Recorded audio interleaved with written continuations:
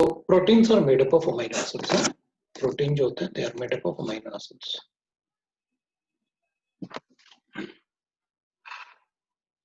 And depending on the number of proteins, number of amino acids,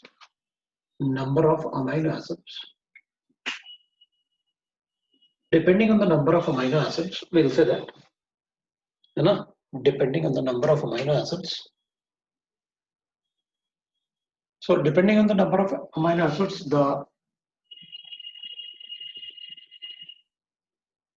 there exists a peptide bond.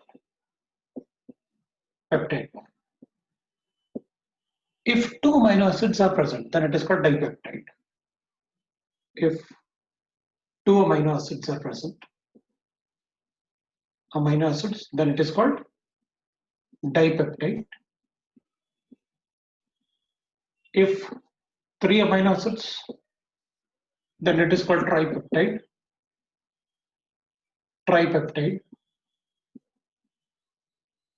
And similarly, if we say that if nearly 100 amino acids, then it is called polypeptide. And polypeptides are called proteins. So proteins are called polypeptides.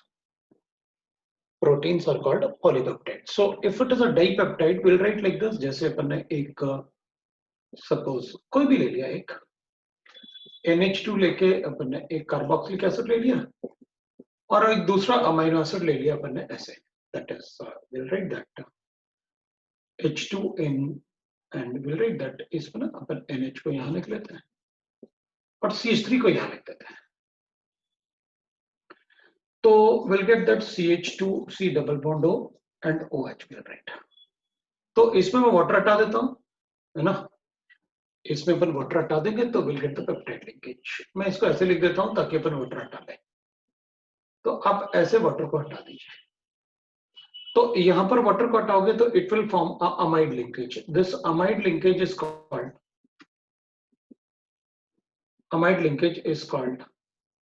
peptide linkage.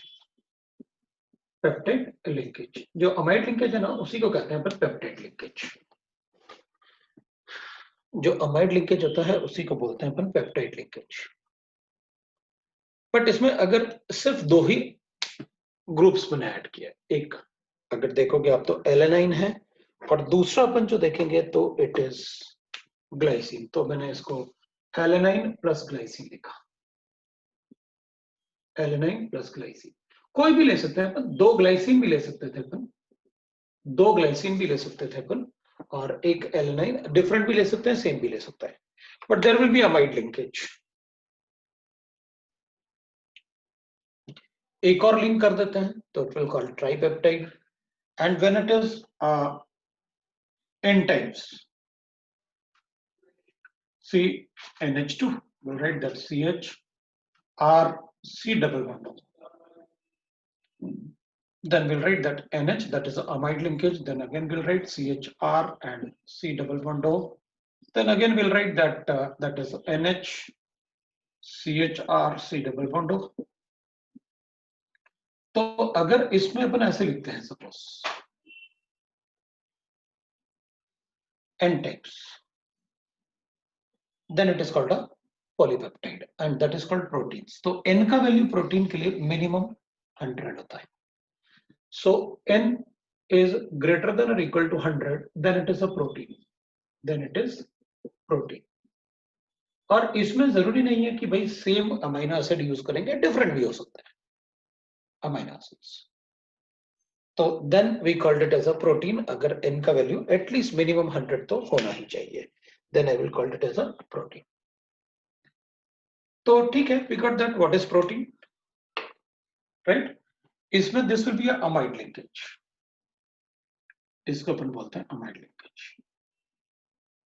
So proteins are made up of amino acids having a amide linkage and it is called a polypeptide. So this is amide linkage or peptide linkage. इसी को अपन बोलते हैं peptide linkage. The amide linkage है.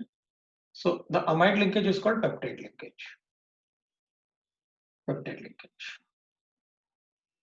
तो अपन ऐसे बता सकते हैं अमीनो एसिड्स, ठीक है।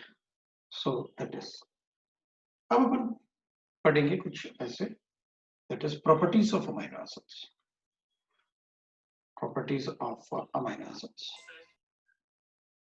ठीक है। सो अमीनो एसिड कंटेन, जितना भी अमीनो एसिड्स होगा they contain, so amino acid contain, it contain, right ना, अमीनो एसिड कंटेन द, इसमें जो अमीनो एसिड होंगे दे contain the acidic as well as basic site. So acidic है ना, उसमें कार्बोक्सिलिक एसिड होता है, एंड बेसिक साइट, बेसिक जिसमें NH2 होता है. So it contains the acidic as well as the basic site. So it exists as a dipolar ion. Exists as a dipolar ion. Dipolar ion called Z-ion. That is called Z-ion. So it exists as a dipolar ion, that is called Z-ion. तो इसमें अपन ऐसे लिख सकते हैं भाई RNH है, ये NH2 होगा और कार्बोक्सिलिक एसिड भी होगा, तो ये अच्छा हाइड्रोजन डोनर होता है, ये एक्सेप्टर होता है, so this is called Z-ion. तो इसको अपन बोलते हैं Z-ion. This is called Z-ion. The dipolar ion is called Z-ion. So this is called Z-ion. Dipolar ion is called the Z-ion. We can write like this. तो next we can say that,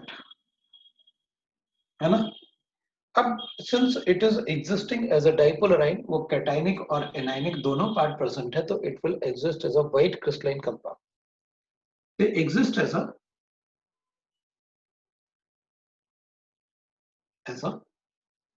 white crystalline compound. Crystalline compound. So it may be possible कि अपन white ना भी लिखें तो भी चलेगा. Exists as the white crystalline compound, which has a melting point. उसमें melting point लिख सकते हैं ना, तो which has a melting point of around 200 degrees centigrade and are highly soluble in water.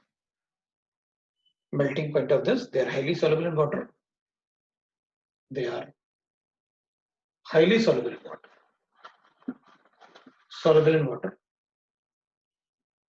and has very high dipole moment. Dipole moment. इनका dipole moment भी बहुत ज़्यादा होता है. They have very high dipole moment. मतलब अगर अपन check करें तो कार्बोक्सिलिक एसिड का dipole moment will be around 1.7 dy. Amines का it will be around 1.4 dy. But amino acid का dipole moment is around 14 dy. मतलब डाइपोल मोमेंट अगर अपन check करेंगे तो जो नॉर्मल कार्बोक्सिलिक एसिड होता है उसका डाइपोल मोमेंट Z-ion से कम होगा, that is CH3COO negative and NH4 positive, NH3 positive. We'll write like this, and that will have a greater than, that is we can write that is RNH2. इससे बहुत ज्यादा होगा. अगर इसका dipole moment 1.7 dy है तो इसका dipole moment 1.4 dy के आसपास होता है, तो इसका 14 dy के आसपास होगा. That is the difference in the dipole moment. So this are having a very high dipole moment, that's why they are having very high solubility in water. Proteins are, you can assume that is the skin. Skin का melting point कितना होगा, maximum होगा तो 200 degree centigrade होगा, and they are highly polar, that's why water easily stick हो जाता है skin पे. राइट ना, उसमें पोलैरिटी बहुत ज्यादा होता है. Next we can say that since it has a cationic as well as the anionic part, अगर उसमें cationic और anionic part दोनों ही present हैं तो अपन लिख सकते हैं since it has a cationic as well as anionic part, since it exists as a dipolar ion, वो dipolar ion जैसे exist करता है, exist as dipolar ion, So on electrolysis, right now, so on electrolysis,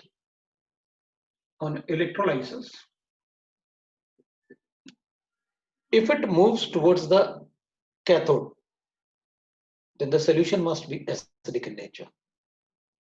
Okay? So on electrolysis, in acidic medium, it migrate towards cathode,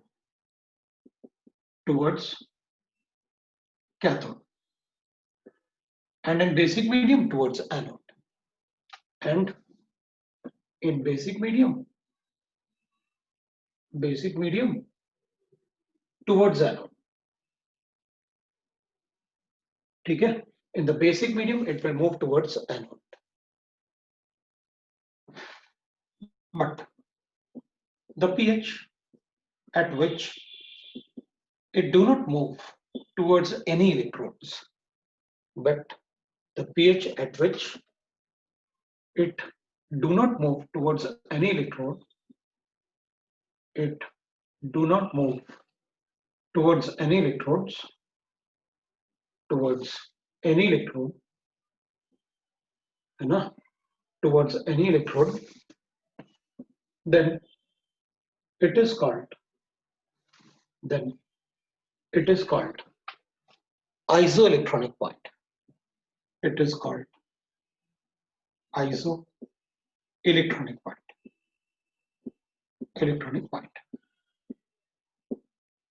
So what I will do, suppose we are having amino acids.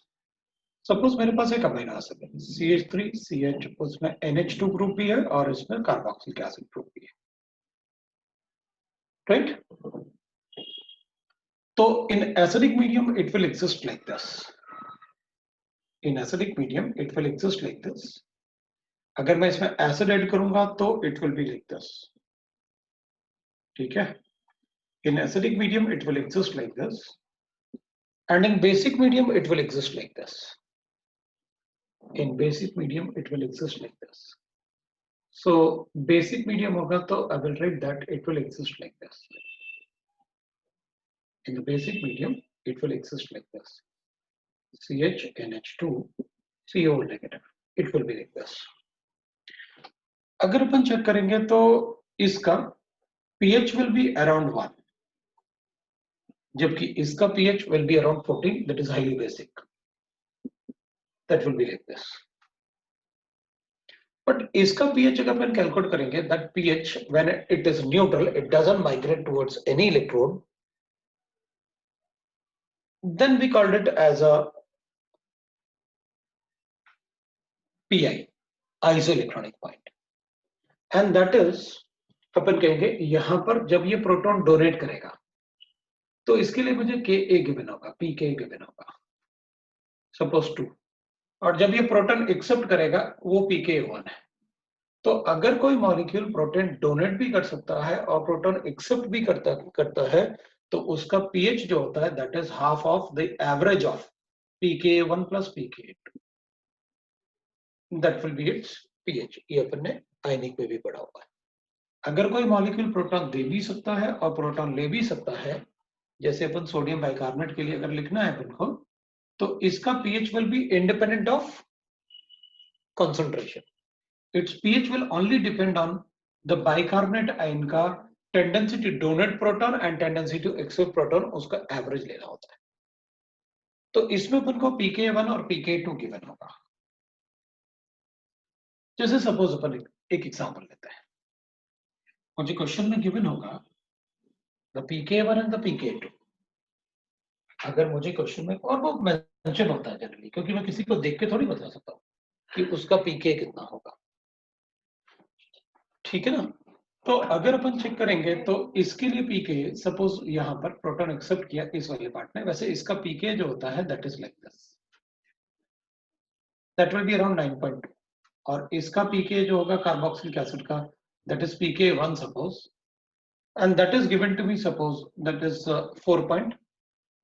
Yeah, we'll write that it is 4.3 like that.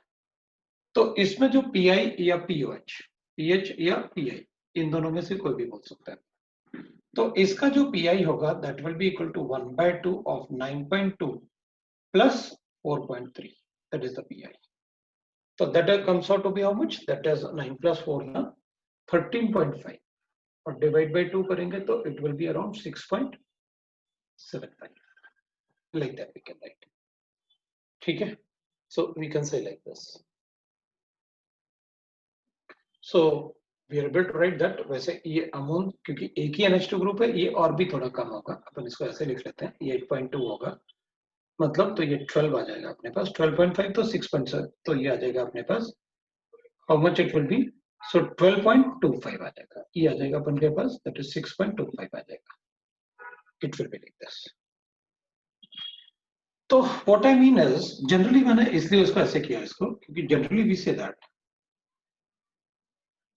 generally if only one है ना, only one, we'll say that only one, right, NH2 group and COH group is present in the, only one NH2 and one COH group is present in amino acids.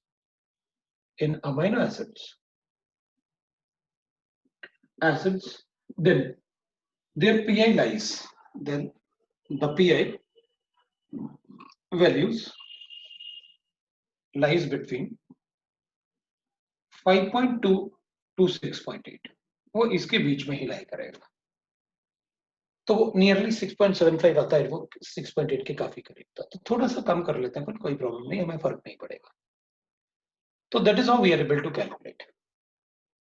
तो अगर आपने 1 लिखा हुआ, ये value मुझे given होगा question में, mostly ये वैल्यूज अपन को गिवन होते हैं क्वेश्चन में, ये वैल्यू अपन को गिवन होता है, हम कैलकुलेट कर सकते हैं what will be the pi value. ठीक है, अब अगर मान लो मुझे कोई दूसरा वैल्यू मुझे गिवन है, जैसे अपन से कहा गया कैलकुलेट, मैं एक एग्जांपल ले लेता हूं, calculate the pi value of alanine. ठीक है, अपन एलेनाइन की जगह ले लेते हैं वेलाइन, वेलाइन। ठीक है, तो valine is like this, this is valine, this will be NH2, this will be, we'll get that COH। वैसे तो उनको पता है कि इसके बीच में ही वैल्यू आएगा, अपने उनको ये पता है, but what I will do, मुझे ये वेलाइन गिवन है, इसमें pK1 मुझे गिवन है इसका, दैट इज सपोज करते हैं 4.0, और ये pK2 गिवन है मुझे, दैट इज 8.4। ये बेसिक साइट है ना, तो pK थोड़ा ज्यादा होगा, ये pK2 है। अगर मुझे किसी का भी पीआई वैल्यू कैलकुलेट करना है तो मैं क्या करूंगा, उसका एवरेज ले लेता हूं इन दोनों का, बट ज़ोट्राइन के लिए मैं क्या करूंगा, इसका प्रोटॉन इसको दे दूंगा। ठीक है, तो अपन क्या करेंगे, उसका प्रोटॉन इसको देंगे, तो the zwitterion will be like this. तो विल से दैट आंसर के लिए in acidic medium, in acidic medium अपन क्या करेंगे, इसको ऐसे लिखेंगे, इन एसिडिक मीडियम ये molecule it will exist as, it exist as, वो कैसे एग्जिस्ट करेगा पहले अपन वो लिख लेते हैं, एसिडिक मीडियम में, ये एसिडिक मीडियम में ऐसे एग्जिस्ट करेगा, CH3CH CH3 then CHNH3 positive, ये ऐसे एग्जिस्ट करेगा, एंड NH3 पॉजिटिव ऐसे, और एसिडिक मीडियम में it will remain like this ऐसे। तो इसमें एसिडिक मीडियम में +1 चार्ज होगा। जब मैं इसमें थोड़ा सा बेस ऐड करूंगा तो अभी ये माइग्रेट करेगा, सिंस इस पे कैटायनिक चार्ज है तो it will migrate towards the cathode on electrolysis. जब मैं इसमें बेस ऐड करूंगा तो इट विल रिएक्ट, इन दोनों में से पहले कौन रिएक्ट करेगा, वो पीके वैल्यू डिसाइड करेगा, किसका पीके वैल्यू कम है, ये ज्यादा एसिडिक है, तो ये ही पहले रिएक्ट करेगा। तो जब अपन बेस ऐड करेंगे तो it will form like this, CH3CH CH3 CHNH3, इस पे positive charge and this will B CO negative, ऐसे बनेगा। ठीक है ना, तो इस पे चार्ज जो होगा वो 0 चार्ज आ जाएगा, 0 चार्ज। फिर अपन इसमें क्या करेंगे, बेस ऐड करेंगे, फिर आप बेस ऐड करोगे तो you'll get that CH3CH CH3 and then I will write that CHNH2 and we'll get CO negative। तो इस पे जो, क्योंकि अब फिर बेस ऐड करोगे तो ये वाला एसिडिक हाइड्रोजन एटम रिएक्ट करेगा, ये वाला, राइट ना? तो will get that the charge on this is -1। तो ज़ेट्राइन वो होता है जिसमें चार्ज 0 होता है, तो अपन कहेंगे this is the zwitterion. So this will be the zwitterion, this is called the zwitterion, जिसमें चार्ज 0 होता है, उसको अपन ज़ेट्राइन बोलते हैं। और ज़ेट्राइन अगर प्रोटॉन देगा तो प्रोटॉन देगा तो ये बनाएगा, और प्रोटॉन लेगा तो ये बनाएगा। मतलब ज़ेट्राइन इज अ डाइपोलर आयन। अगर प्रोटॉन देगा, अपन कहेंगे इसमें ना, अगर हम लिखेंगे प्रोटॉन लेगा तो इधर जाएगा, प्रोटॉन देगा तो ये बनाएगा, एनाइन बनाएगा, और प्रोटॉन लेगा तो ये बनाएगा। तो ये अपने लिए ज़ेट्राइन है, और इसका पीके जो अपन को लिखना है, तो Pi will be equal to half of pk1 plus pk2। इसमें तो कोई प्रॉब्लम ही नहीं है, अपन ऐसे कैलकुलेट करके बता देंगे। And Pi will be equal to, मतलब this is the pH at which it will not migrate towards any of the electron is called Pi. So that will be 8.4 and 4. So 1 by 2 of 8.4 plus 4. So that will be equal to 12.4, 6.2. So that will be the Pi for this. Means at pH is equal to 6.2, it will not migrate towards any electron. मैं इस पे pOH भी calculate कर सकता हूँ, और अपन pOH ऐसे लिख सकते हैं, that is pOH. So 14 minus Pi is pOH. pOH will be equal to 14 minus Pi. That will be called as pOH. वो अपन को ऑलरेडी पता है, 14 minus Pi is pOH. अब ठीक है, आपने ये लिखवा भी दिया था, ये बता भी दिया, तो ये सब बताने की जरूरत क्या थी? ये सब बताने की इसलिए जरूरत थी क्योंकि अपन से पीआई कैलकुलेशन के काफी क्वेश्चन पूछे जाते हैं, है ना? अब सपोज मेरे पास गिवन है ऐसे, सपोज अपने पास गिवन है, अपन से पूछा क्या, एक एग्जांपल ले लिया अपन ने। Example, calculate the zwitterion and PI for glutamic acid. अपने पास ग्लूटामिक एसिड होगा, तो will write the glutamic acid like this, this is a glutamic acid. ये अपने पास ग्लूटामिक एसिड आ गया, CHNH2 और COH ऐसे गिवन है। अपन को ये वैल्यू गिवन है, pH is equal to that is 3.6। ये pK, अपन ये pK गिवन है मुझे, है इसका pK गिवन है pK1, और इसका pK2 मुझे गिवन है, दैट इज सपोज अपन लिखेंगे दैट इज 8.9 या 8.8 लिख लेते हैं, ये इसके आसपास ही होते हैं वैल्यू सारे। और इसका pK3 will be equal to, ये pK3 लिख लेते हैं अपन, and this is pK3 is equal to that is 4.2, ऐसे लिख लेते हैं। मैं क्या करूंगा, इसमें पहले लिखूंगा आंसर के लिए, in acidic medium it exist as, तो मैं पहले एसिडिक मीडियम ऐड करूंगा और बेस ऐड करता जाऊंगा। तो एसिडिक मीडियम में it will exist as HOOC CH2 CH2 CHNH3 positive charge, because acidic medium में तो ये भी एसिडिक फॉर्म में रहेगा। अब अपन क्या करेंगे, इसमें बेस ऐड करेंगे, तो आप इसमें बेस ऐड करो, तो पहले कौन रिएक्ट करेगा, ये रिएक्ट करेगा। तो अपन कहेंगे भाई पहले रिएक्ट करेगा COH है अपने पास, फिर CH2 है अपने पास, फिर CH2 है, फिर CHNH3 पॉजिटिव है, और फिर अपने पास CO नेगेटिव है। उसके बाद में बेस ऐड करूंगा तो क्या बनेगा, तो अपन कहेंगे भाई बेस ऐड करोगे ना आप, तो अब इसके बाद पीके इसका ज्यादा है, सबसे ज्यादा इसका है, मतलब ये लास्ट में रिएक्ट करेगा, दैट इज बेसिक। तो अपन कहेंगे फिर उसके बाद अपन लिखेंगे नेगेटिव चार्ज और OOC और ये CH2 होल ट्वाइस, और अपन लिखेंगे that is CHNH3 positive charge, और इसमें CO नेगेटिव। इसके बाद अपन फिर बेस ऐड करेंगे, फिर से बेस ऐड करेंगे, तो अब ये वाला पार्ट रिएक्ट करेगा, राइट ना? अब ये वाला साइड रिएक्ट करेगा, अब वो वाला साइड रिएक्ट करेगा, तो will write like this, negative charge OOC and CH2 whole twice, और अपन लिखेंगे CHNH2 और लिखेंगे अपन CO नेगेटिव चार्ज। तो इधर अपन चार्ज लिखे बने, मैंने पीके के हिसाब से न्यूट्रलाइजेशन किया, आपको समझ में आ गया। पीके के हिसाब से मैंने न्यूट्रलाइजेशन किया, वो आपको समझ में आ गया। अपन क्या करेंगे, इसका चार्ज था +1, इसका चार्ज था 0, इसका चार्ज था -1 और उसका चार्ज है -2। यहां पर 0 चार्ज है, मतलब ये Z राइन है, ये Z राइन है, बिकॉज इसमें 0 चार्ज है ना, इसका 0 चार्ज है, इसलिए अपन इसे Z राइन लिख रहे हैं। एक तो अपन को Z राइन लिखना है, तो अपन बता देंगे Z राइन कैसे लिखना। दूसरा, अब इसमें पीआई कैलकुलेट करना है, मुझे पीआई कैलकुलेट करना है। So that is we can write that PH लिख लो, क्या फर्क पड़ेगा अपन को। तो हमें डिसाइड करना पड़ेगा कि जो Z राइन है ना, ये बताएगा अपन को कि अगर ये एसिड लेगा तो क्या होगा और H+ आयन देगा तो क्या होगा। तो जब अपन ने यहां से यहां जो पीके यूज किया था वो अपना PK1 था, तो मैंने यहां पर यूज किया था PK1, क्या था ना इसमें PK1, और यहां पर मैंने यूज किया था PK2, नहीं PK3 यूज किया था, यहां पर मैंने यूज किया था PK2 और वहां पर मैंने यूज किया था PK2। तो पीआई वैल्यू हमेशा कब क्या होगा, जो Z राइन होगा उससे अपन प्रोटॉन को लेंगे, मतलब प्रोटॉन को वो देगा और प्रोटॉन लेगा।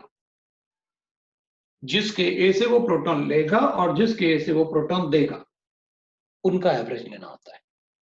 जैसे अपन ने पहले भी पढ़ा है में, अगर मेरे पास HPO4 2 नेगेटिव है तो इसमें एवरेज अपन PK2 और PK3 का लेंगे, divide by 2, that will be the pH of the solution, right? So that we have already studied। तो अपन क्या करेंगे भाई, इसमें अपन एवरेज लेंगे 1/2 ऑफ PK1 प्लस PK3, ये आएगा भाई अपने पास PK1 plus PK3, that is the average what we have। ठीक है ना, this is the average what we can have, ठीक है। सो ये एवरेज आपके पास मिल सकता है, that is how we can write that, ठीक है। सो ये आपका एवरेज आप ऐसे निकालोगे।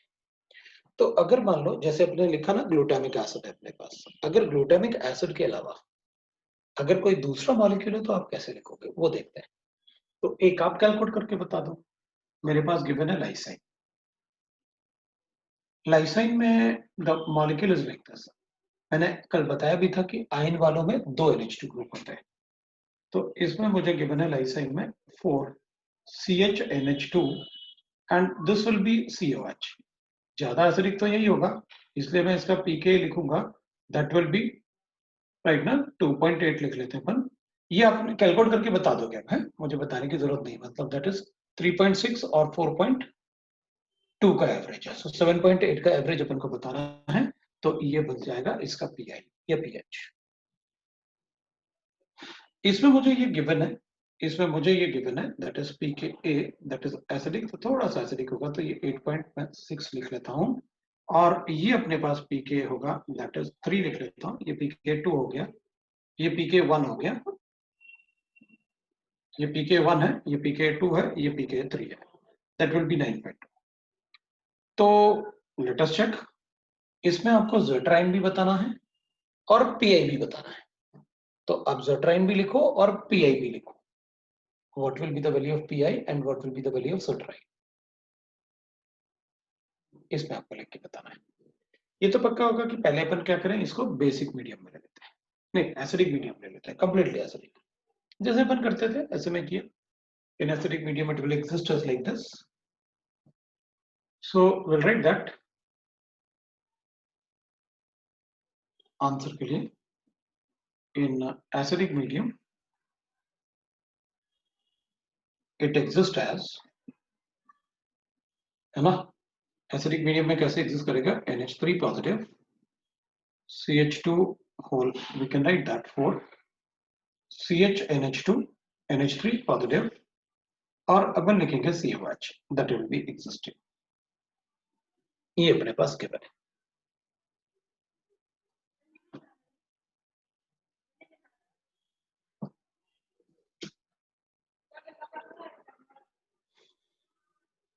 तो इसमें आपको पता है क्या करना है, पहले किससे रिएक्ट करेंगे, जिसका पीके वैल्यू सबसे कम होगा, तो इसका ज़ेट्राइन लिखो और बताओ।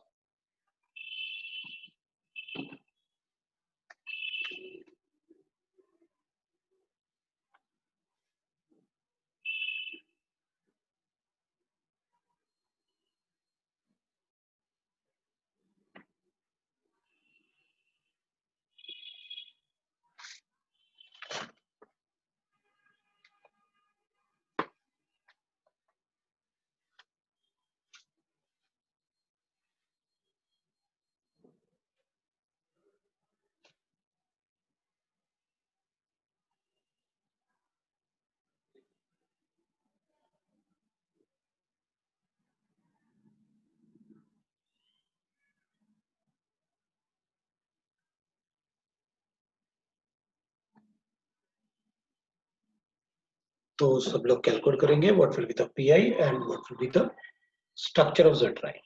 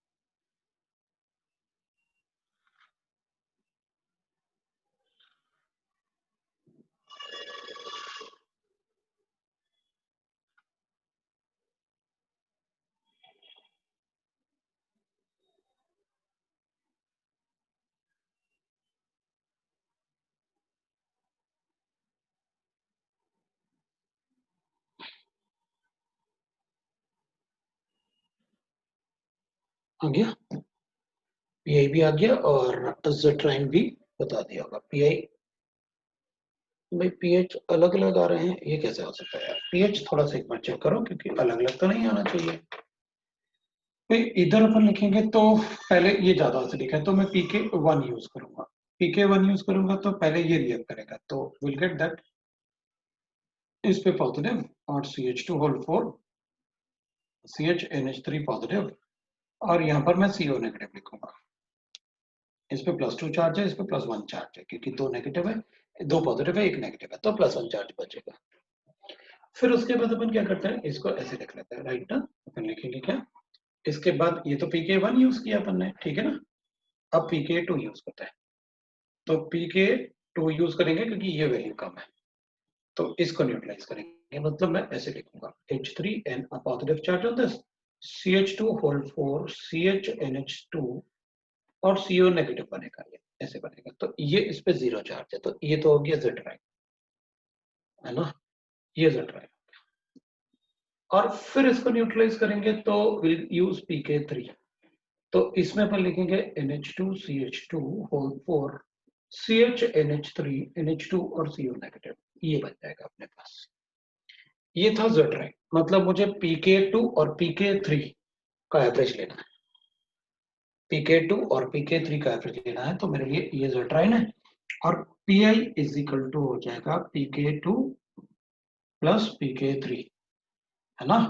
pK3 डिवाइड बाई 2 कर लेते हैं, तो अपने पास pK2 कितना है, ये 8.6 प्लस 9.2 डिवाइडेड बाई 2 का एवरेज लेना है।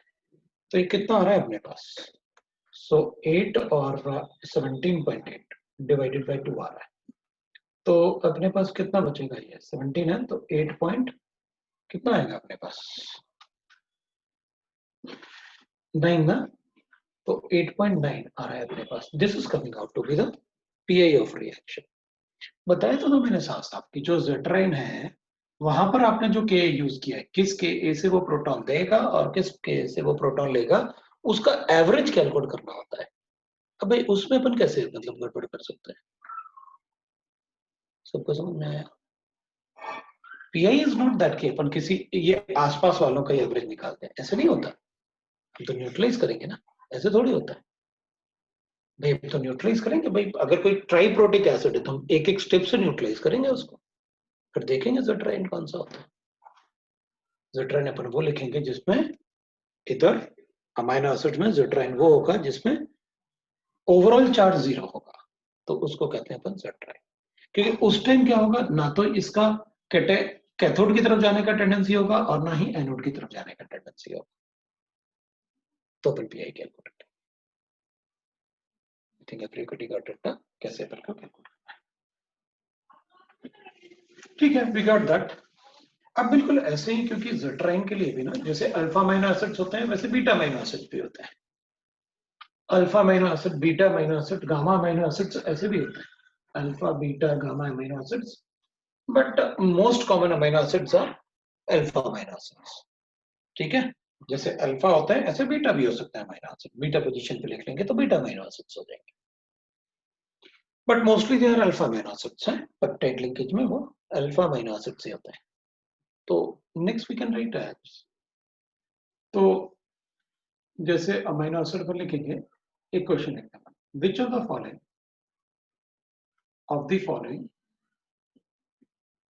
Can exist as a dipolar ion, exist as a dipolar ion. Dipolar ion, dipolar ion मतलब you're talking about a zetron.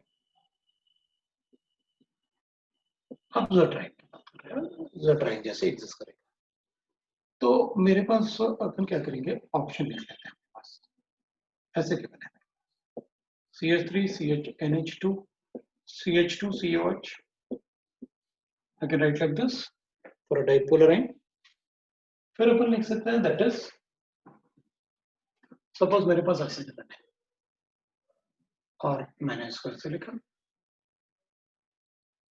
मेरे पास ऐसे गिवन है,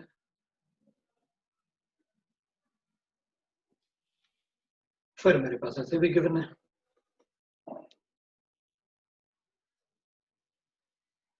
मेरे पास ऐसे भी गिवन है, NH2 and we'll have CH2 COH, और फिर मेरे पास ऐसे भी गिवन है,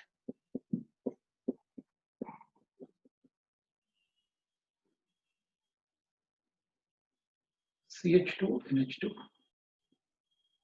and COH, कैसे भी लिख सकते हैं,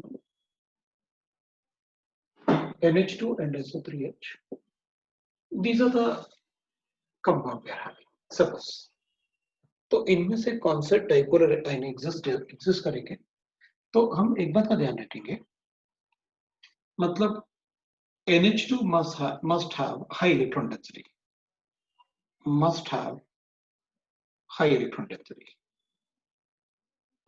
must have high electron density, and acid should be strong, acid must be strong. तो अपन ऐसे बता सकते हैं डाइपोलर आयन जैसे एग्जिस्ट करेगा।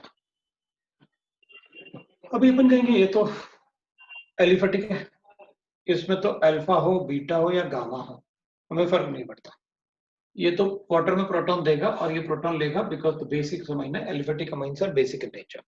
एलिफेटिक अमाइन है तब तो बताएगा, एरोमेटिक अमाइंस में प्रॉब्लम होगा, इसमें इसका इलेक्ट्रॉन पेयर डिलोकलाइज है,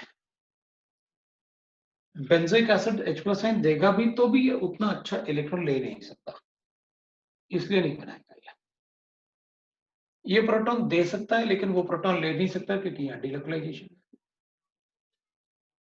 ये प्रोटॉन देगा और वहां डिलोकलाइजेशन नहीं है, मतलब यहाँ पर अगर नाइट्रोजन का लोन पेयर डिलोकलाइज नहीं है तो डाइपोलर आयन बनाएगा, ये भी बनाएगा,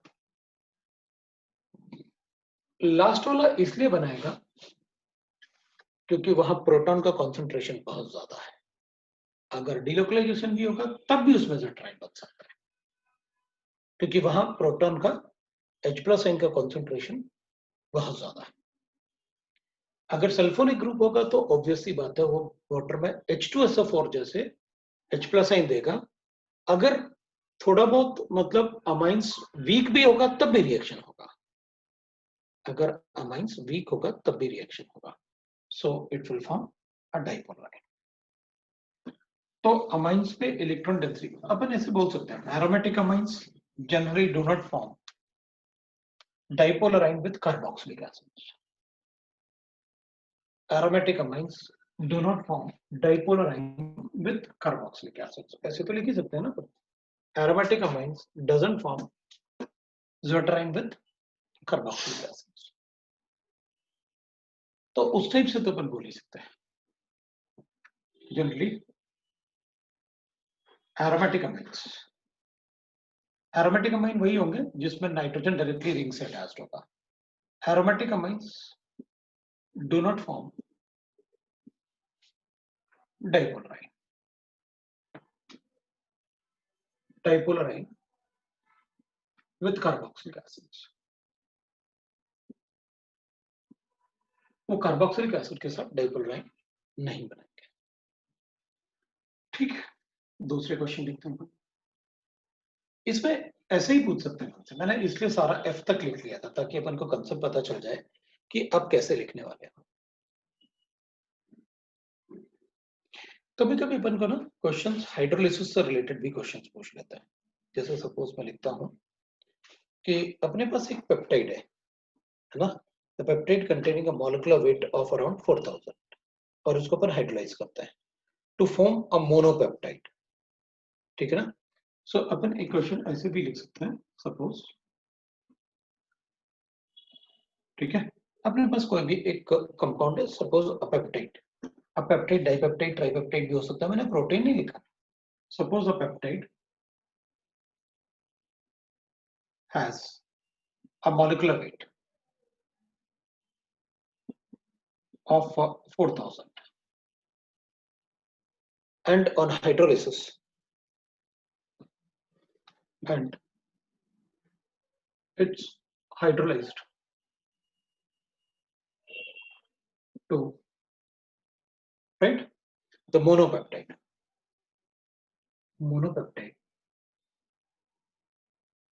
each of molecular weight 400 grams,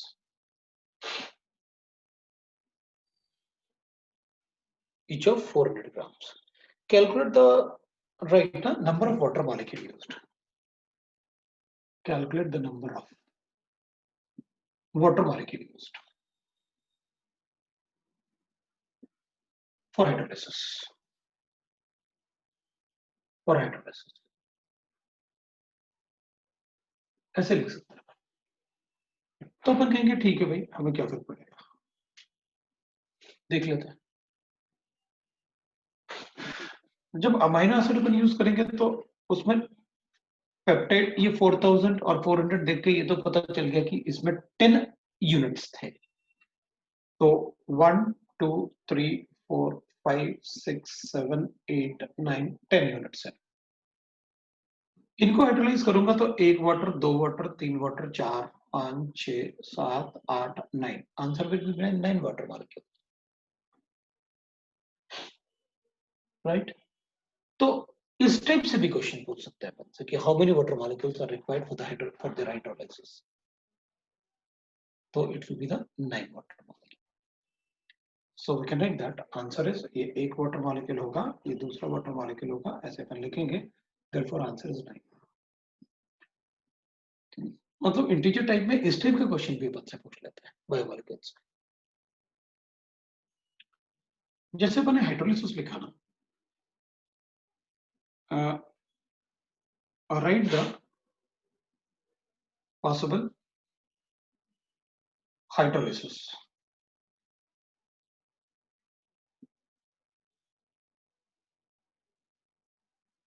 peptide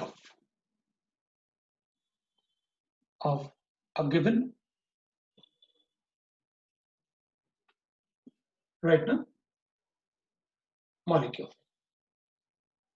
मुझे एक प्रोटीन जैसे गिवन है, अपन को पॉसिबल हाइड्रोलाइसिस लिखना है।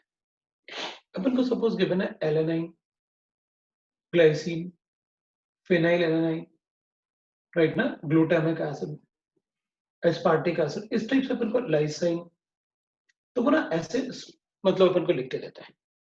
ये है इनको हाइड्रोलाइसिस करने का कितने टाइप से अपन हाइड्रोलाइज कर सकते हैं। तो अपन कहेंगे भाई देखो, अगर मैं यहां से हाइड्रोलाइज करूंगा तो मैं ऐसे लिखूंगा,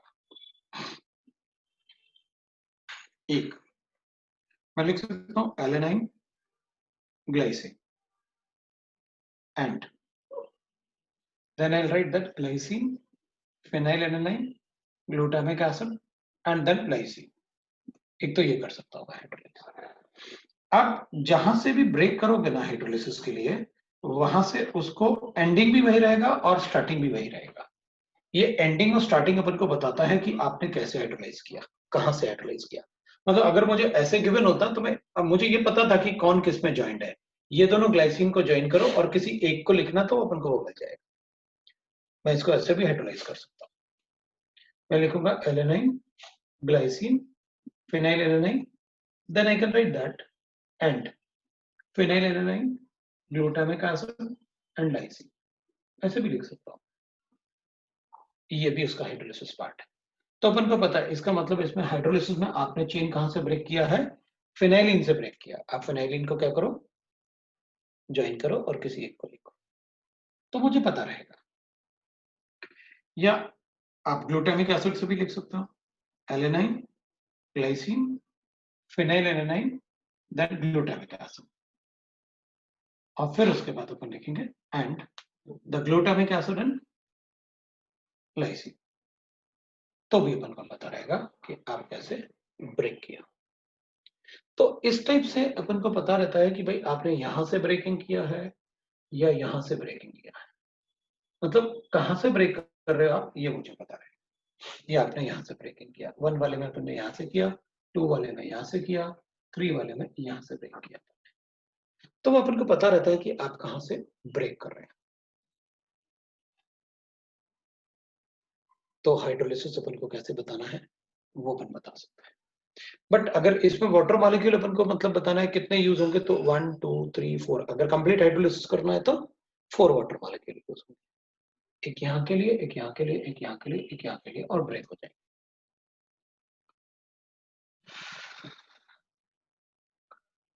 और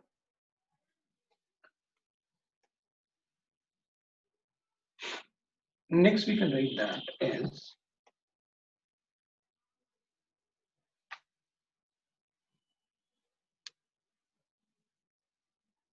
structure of amino acids, structure of proteins। Proteins के जो स्ट्रक्चर होता है ना, जनरली 2 टाइप से होता है। एक तो प्राइमरी प्रोटीन होता है, दूसरा सेकेंडरी प्रोटीन होता है, थर्ड टर्शियरी प्रोटीन होता है।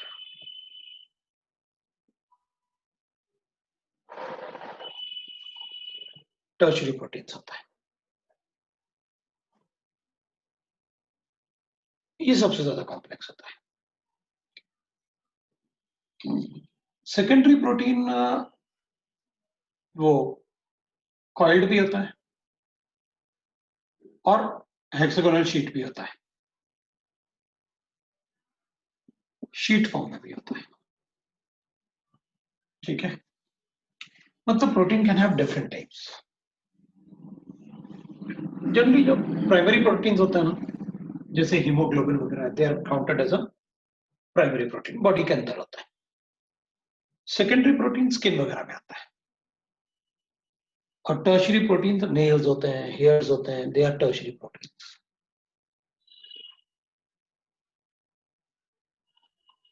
Primary protein has linear structure, linear chain structure of nearly मतलब 56 units of amino acids। ये सिंपलेस्ट प्रोटीन होता है, और लीनियर स्ट्रक्चर मतलब ऐसे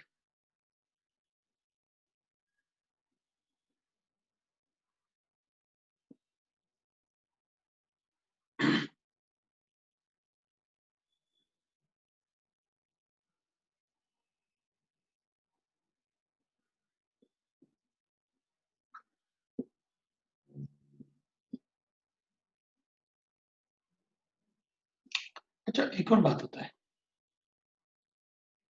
ये जो LHS में ना एन टर्मिनल होता है। अगर मुझे प्रोटीन को टर्मिनेट करना है तो ये भी एक रूल होता है कि आप लेफ्ट साइड में एन टर्मिनल करो और राइट साइड में आप कार्बोक्सिलिक एसिड ग्रुप से टर्मिनेट करना प्रोटीन को, ये भी रूल होता है। तो प्रोटीन को जब भी टर्मिनेट करते हैं ना अपन, तो लेफ्ट साइड में अपन कहां से कट करते हैं, नाइट्रोजन से, तो अपन उसे एन टर्मिनल बोलते हैं। और RHS में हमेशा सी टर्मिनल बोलते हैं, मतलब कार्बोक्सिलिक एसिड से टर्मिनेट करेंगे, सी टर्मिनल, और कार्बोक्सिलिक एसिड से टर्मिनेट करेंगे प्रोटीन को। दैट इज ऑल्सो रूल कि प्रोटीन को टर्मिनेट कहां से करेंगे। तो अगर कभी जरूरत पड़ता है तो अपन बता देंगे। ये 56 यूनिट्स होंगे तो will get a haemoglobin, the protein.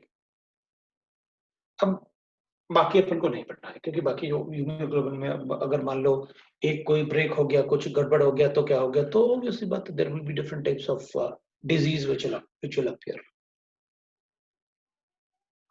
अगर सिकल सेल एनीमिया हो जाएगा, अगर कोई एक भी खराब होगा तो उससे डिजीज होना शुरू हो जाएंगे, फिर वो रिपेयर करवाना होता है, मेडिसिन से रिपेयर होता है। कभी कभी इरिवर्सिबल भी होता है, क्योंकि प्रोटीन इरिवर्सिबल भी होते हैं, तो इरिवर्सिबल है तो फिर वो रिवर्स नहीं होगा, फिर वो ठीक नहीं होता है। And that's why the we say that वो कैंसर हो जाते हैं, तो वो प्रोटीन है ना, वो रिवर्स नहीं होता है मेडिसिन से भी, तो फिर ठीक है। इंसुलिन मेडिसिन से रिवर्स नहीं होगा, प्रोड्यूस कर सकता है, रिवर्स नहीं हो सकता जो नेचुरल था। कॉइल्ड शेप में क्या होगा, अपन कहेंगे कॉइल्ड शेप में it will be like this, है ना, कि भाई ये NH जो है ना, ये NH बॉन्ड, ये NH बॉन्ड, ये ना कॉइल्ड शेप में क्या होगा, इसमें हाइड्रोजन बॉन्डिंग होगी, इसमें हाइड्रोजन बॉन्डिंग होगी, तो ये ना कॉइल्ड अप हो जाएगा ऐसे, मतलब ये ऐसे कॉइल्ड अप हो जाता है कॉइल्ड शेप में, ऐसे, क्योंकि यहाँ पर ना हाइड्रोजन बॉन्डिंग हो जाएगा। थोड़ा बड़ा बना देता हूँ मैं कॉइल्ड शेप को, एक ही बना लेते हैं, ऐसे हो जाएगा। तो यहाँ पर NH है और यहाँ पर C डबल बॉन्ड वाला है, यहाँ पर NH होगा और C डबल बॉन्ड होगा और NH होगा, इनमें हाइड्रोजन बॉन्डिंग होगा, तो ये कॉइल्ड अप हो जाएगा। हेक्सागोनल शीट में भी यही होता है। हेक्सागोनल शीट में क्या होगा, तो अपन कहेंगे भाई NH है, C डबल बॉन्ड होगा। अब इसमें ना अपन डॉट लगा देते हैं, क्योंकि अपन ये इतना बड़ा ग्रुप जो है ना, ये वाले ग्रुप को अपन डॉट से रिप्रेजेंट कर लेते हैं उसमें। तो फिर अपन NH लिखेंगे, फिर C डबल बॉन्ड लिखेंगे, फिर NH लिखेंगे, लाइक दैट विल राइट है। और इधर भी अपन को पता है C डबल बॉन्ड होगा ऐसे, तो अपन क्या करेंगे, इधर लिखेंगे C डबल बॉन्ड, फिर अपन NH लिखेंगे और फिर C डबल बॉन्ड लिखेंगे,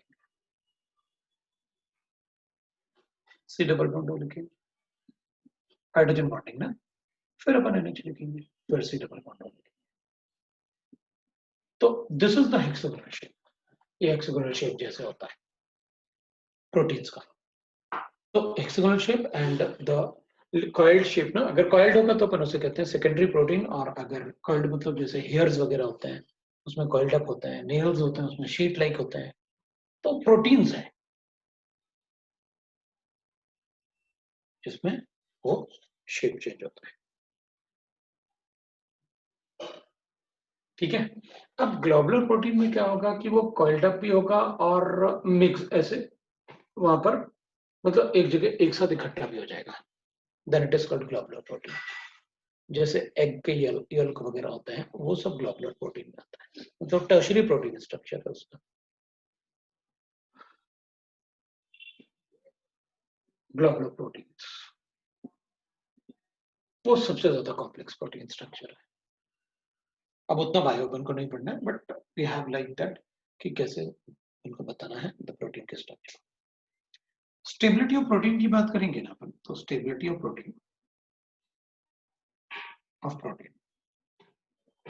तो स्टेबिलिटी ऑफ प्रोटीन में तो factors, the most stable protein is called native protein.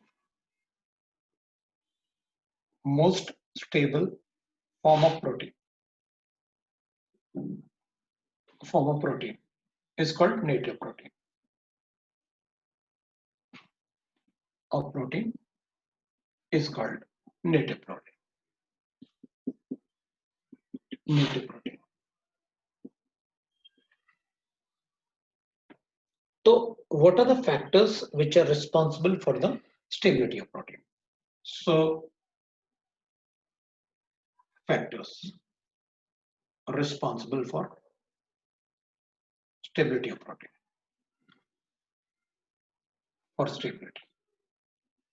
तो होता क्या ना, फैक्टर्स जो होता है, सपोज एक प्रोटीन चेन है, वन चेन, ये प्रोटीन चेन है, ठीक है ना, और एक दूसरा प्रोटीन चेन ले लेते हैं, ऐसे प्रोटीन चेन, ये भी प्रोटीन चेन है, ये वन हो गया, ये टू हो गया, प्रोटीन चेन टू। तो अपन क्या करेंगे ना, इनके बीच में एक तो हाइड्रोजन बॉन्डिंग बन जाएगा,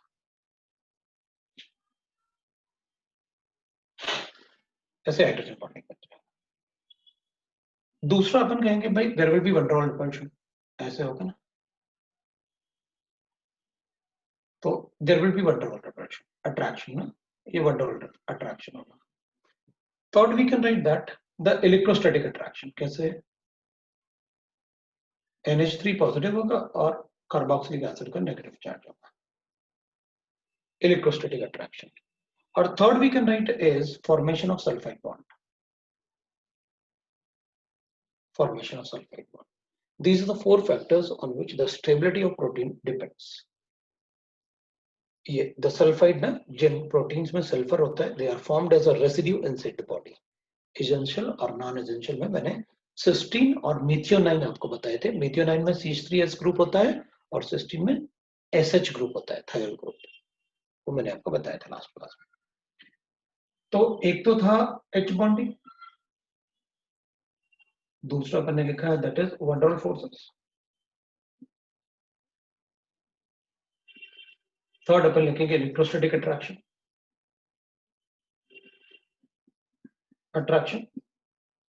और फोर्थ अपन ने लिखा है that is sulphide sulphide bond,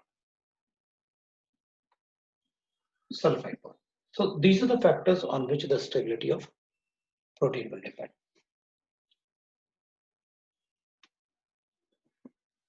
These are the factors on which the stability of protein will depend.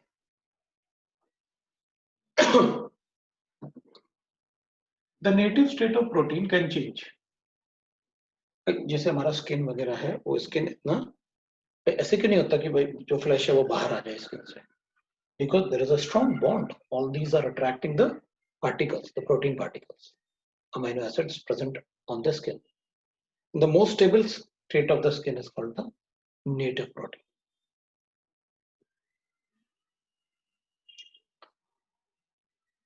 The nature of protein. The nature of protein. Native protein है. Native protein can be changed. Can be changed by change in, अब temperature भी बोल सकते हैं, pH of the body भी बोल सकते हैं, केमिकल रिएजेंट्स भी बोल सकते हैं,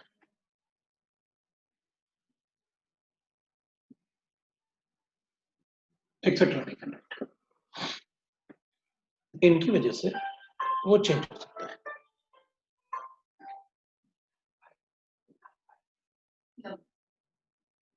ठीक है ना, इनकी वजह से this is called denaturation of protein, this is called denaturation of protein,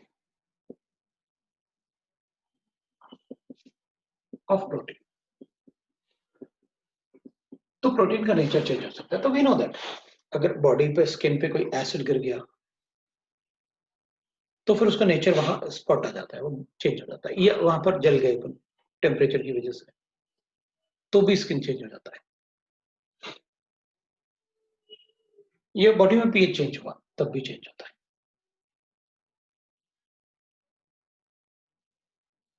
denaturation of protein, तो generally it is irreversible phenomena, generally it is irreversible phenomena. It is irreversible phenomena.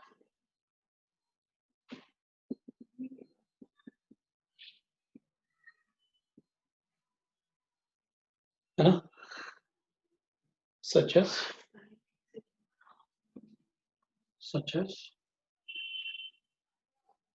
conversion of milk into curd.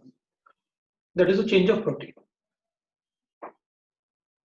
Milk to curd. Boiling of egg.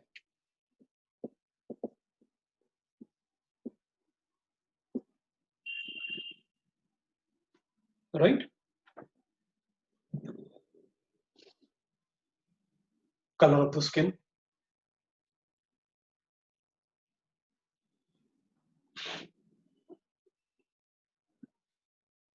Etc. Right? So this is called denaturation of protein. So protein, suppose we are having a protein like this, as a protein अपने पास है, तो due to temperature or chemical reagent,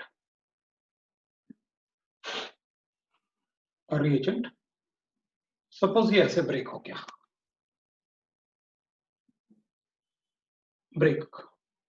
it breaks, तो फिर ये वापस form नहीं होगा,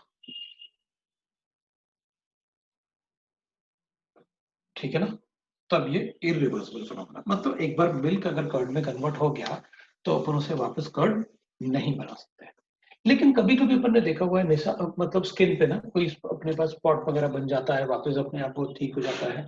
it is because वो प्रोटीन रिपेयरेबल है, वो प्रोटीन का नेचर कंप्लीटली चेंज नहीं हुआ था। अगर प्रोटीन का नेचर एक बार चेंज हुआ तो फिर उसका डीनेचुरेशन हो जाता है, फिर वो नेचर वापस नहीं होता है। It is generally it is irreversible.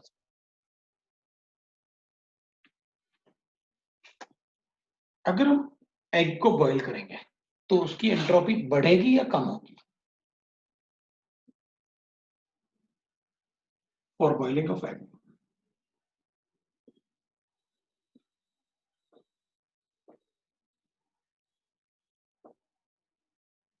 Boiling of egg, अगर हम एग को बॉईल करेंगे द एंट्रोपी ऑफ सिस्टम,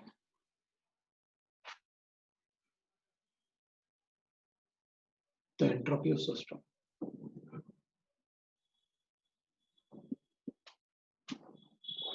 क्या लिखो, इंक्रीज होगा या डिक्रीज होगा? बताओ भाई। अगर अपन एग को बॉईल करेंगे तो उसकी एंट्रोपी बढ़ेगी या कम होगी?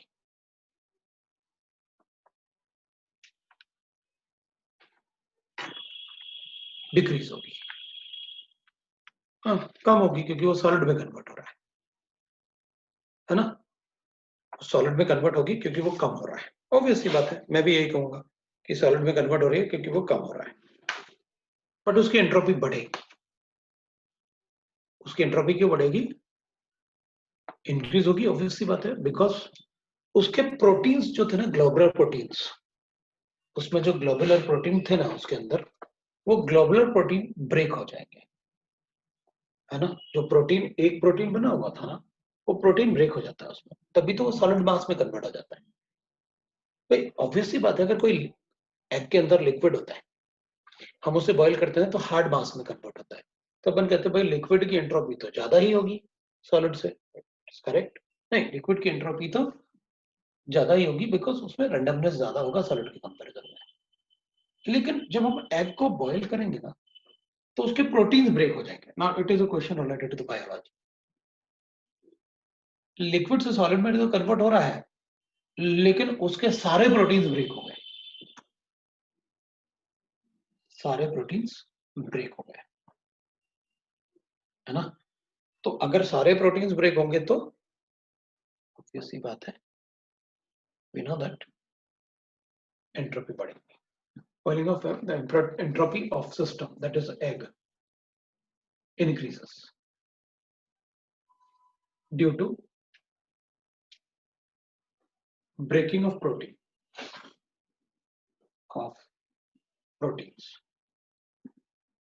वो प्रोटीन ब्रेक हो जाएंगे इसलिए उनकी एंट्रोपी बढ़ जाती है, due to the breaking of protein, है? That becomes like that. तो we can write like that. ठीक है, वैसे ये अपन को प्रोटीन्स के बारे में खत्म होना। नाउ वी कैन डिस्कस थोड़ा सा न्यूक्लिक एसिड्स। न्यूक्लिक एसिड्स अपन थोड़ा सा डिस्कस कर देते हैं न्यूक्लिक एसिड्स को। अब न्यूक्लिक एसिड जो होते हैं ना, तो will right that nucleic acid अगर अपन को पढ़ना है तो they are also the high molecular weight biological polymers,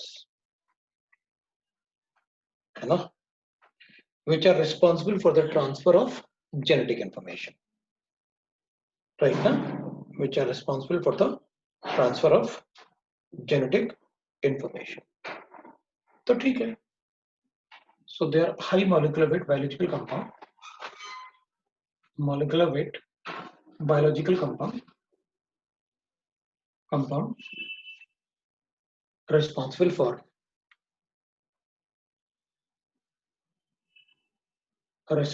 genetic information,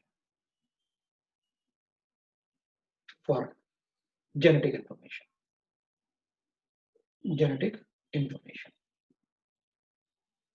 वो न्यूक्लिक एसिड्स information है।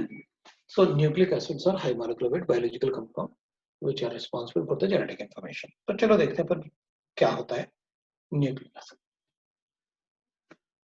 न्यूक्लिक एसिड जो होता है ना, they are made up of, जो न्यूक्लिक एसिड होंगे they are made up of nucleotide.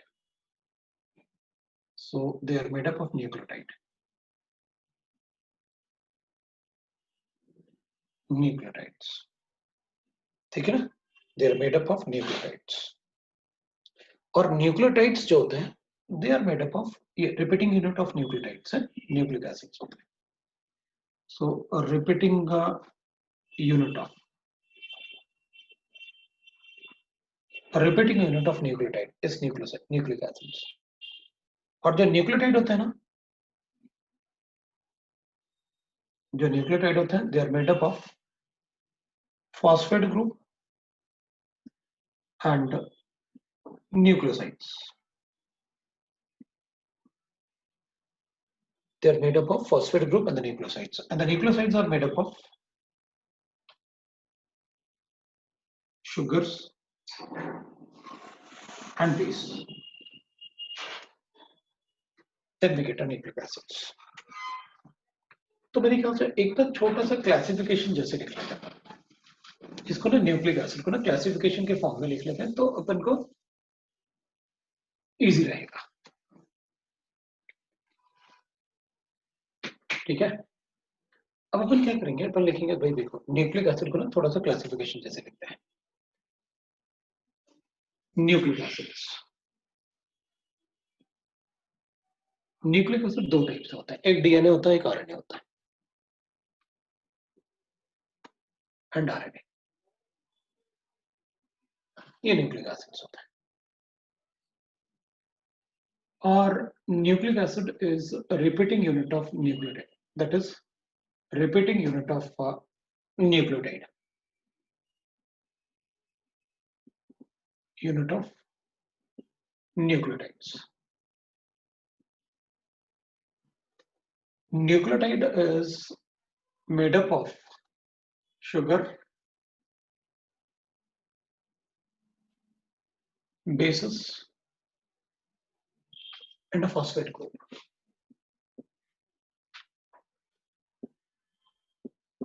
So phosphate में तो PO3 नेगेटिव, अपन को पता है phosphate group क्या होता है, PO4 3 negative, that is the phosphate group। ठीक है, that is called a phosphate group। तो अपन कहेंगे भाई sugars are of two types, sugar दो टाइप्स होंगे, एक डीऑक्सीराइबोस एक राइबोस होगा। डीऑक्सीराइबोस और एक होगा राइबोस। बेसिस दो टाइप से होंगे, एक प्यूराइंस और दूसरा प्राइमेटाइंस, और दूसरा होगा प्राइमेटाइंस। डीऑक्सीराइबोस और राइबोस, पहले अपन राइबोस लिख लेते हैं भाई, राइबोस कैसे होता है। तो ribose will write like this, it is as a 5 membered ring. Ribose में ना 5 मेंबर्ड रिंग होता है, इसको डाल लेते हैं। राइबोस में 5 कार्बन एटम होते हैं, हमने पहले पढ़ा हुआ है हाउ इट इज राइबोसिस। तो अपन लिखेंगे राइबोस, इस टाइप से अपन लिखेंगे भाई राइबोस को OH एंड H, इधर भी अपन लिखेंगे that is OH and H, ये भी OH एंड H, और ये होगा CH2OH and H। This is ribose, ठीक है। Deoxyribose is also like this, ये deoxyribose है, OH and H, OH and H, OH and H, and CH2OH and H, deoxyribose, ठीक है। तो राइबोस और deoxyribose will write like this। अब अपन check करेंगे, तो भाई डिऑक्सी का मतलब ये होगा कि एक ऑक्सीजन काम हो जाएगा। तो अगर अपन नंबरिंग करेंगे ना इसमें, तो 1 2 3 4 5, 5 कार्बन एटम होते हैं राइबोस में, इसमें भी 1 2 3 4 5, ये राइबोस है। तो डीऑक्सी के लिए अपन क्या करेंगे ना, सेकंड वाले कार्बन एटम से,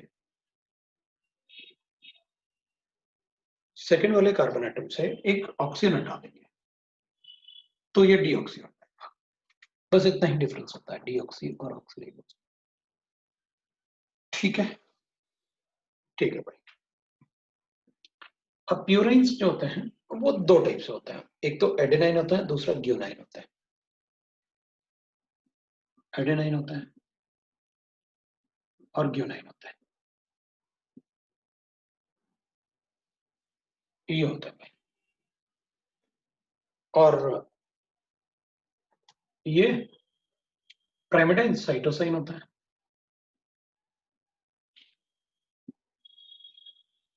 थायमाइन होता है, और यूरेसिल होता है।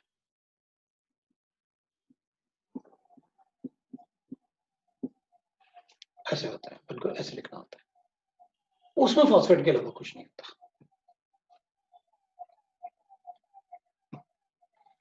अब अपन को इनके स्ट्रक्चर पता होना चाहिए, वो एक तरीके से अपन को रटने ही पड़ेंगे, जो भी स्ट्रक्चर्स होंगे।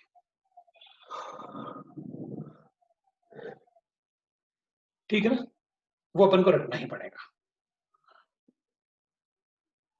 तो ठीक है भाई, अपन उसको रटेंगे और क्या, मतलब उनके स्ट्रक्चर पढ़ते हैं। पहले पढ़ते हैं कि भाई उनका क्या शेप होगा, मतलब प्यूरेन्स और प्राइमेडाइन्स पहले एक बेसिक मॉडल होगा उनका, प्यूरेन्स का और प्राइमेडाइन्स का, पहले वो लिख लेते हैं कि वो क्या होता है, और उसके बाद अपन लिख लेंगे स्ट्रक्चर्स कि what will be the structure of purines and pyrimidines, और जो थाइमाइन वगैरह है उनके स्ट्रक्चर अपन को बताने होते हैं, तो वो देख लें। प्यूरेन जो होते हैं ना, वो ऐसे होंगे प्यूरेन्स। तो प्यूरेन में अपन क्या करेंगे, पहले प्यूरेन का स्ट्रक्चर लिख देंगे अपन।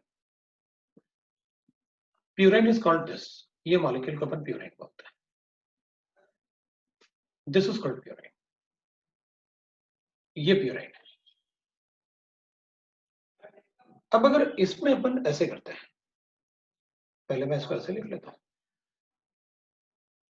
ये अपन को गिवन है राइट, प्यूरेन्स। तो इधर इधर और इधर ऐसे लिख लेते हैं। तो एडेनाइन और ग्यूनाइन लिखना है अपन को, what is adenine, what is guanine. तो प्यूरेन्स एंड प्राइमेडाइन्स, इसमें ना एक और पार्ट लिखना होता है अपन को, प्यूरेन्स थोड़ा ऐसे हो जाएगा, ये प्यूरेन का स्ट्रक्चर हो गया। और अपन बताएंगे अगर इनमें से कोई एरोमेटिक नहीं है, ये सब एरोमेटिक होंगे, अगर कोई एरोमेटिक नहीं होगा तो वो स्ट्रक्चर गलत बना रहे हैं अपन, इसलिए सारे के सारे एरोमेटिक होंगे। पहले अपन प्यूराइन लिख लेते हैं, फिर प्राइमेडाइन्स की बात करते हैं। दिस इज प्राइमेडाइन्स, अपन प्राइमेडाइन का स्ट्रक्चर ऐसे लिख देता हूं मैं, दिस इज कॉल्ड द प्राइमेडाइन्स। चलो ऐसे भी लिख सकते हैं अपन, हमें तो मेटा पोजीशन पे नाइट्रोजन चाहिए था, कहीं भी लिख सकते हैं, कोई फर्क नहीं पड़ता अपन को। ये प्राइमरीडाइन का स्ट्रक्चर है, ये आपका प्राइमरीडाइन है और ये प्यूराइन था। अब अपन ने बेस जो है वो प्यूराइन बना लिया। इन दोनों में डिफरेंस क्या है? तो अपन कहेंगे एडेनाइन या ग्यूनाइन बनाने के लिए इसमें एक छोटा सा सब्स्टिट्यूशन करना होता है, तो एडेनाइन और ग्यूनाइन बन जाएगा। तो अगर अपन यहां पर NH2 लिखते हैं तो ये एडेनाइन है, ये एडेनाइन। और अगर अपन यहां पर ऐसे लिखते हैं, सपोज जो आपने लिखा हुआ है, सपोज मैं इसको ऐसे लिखता हूं, अगर मैं इसको ऐसे करता हूं, ठीक है, तो अगर मैं इसको ऐसे लिखता हूं, दैट इज कि यहां पर अपन डबल बॉन्ड लिख लें, तो यहां पर H लिखूंगा मैं और यहां पर NH2 लिखूंगा, ऐसे। ये भी टॉटोमराइज होके एरोमेटिक ही बनाएगा, वैसे भी वो रिंग तो एरोमेटिक है, ये भी टॉटोमराइज होके एरोमेटिक बन जाएगा। तो अपन कहेंगे इसको अपन कहते हैं guanine, that is called guanine, जो अपन ने G से रिप्रेजेंट किया। ये एडेनाइन है आपका और ये ग्यूनाइन है आपका, ये ग्यूनाइन है।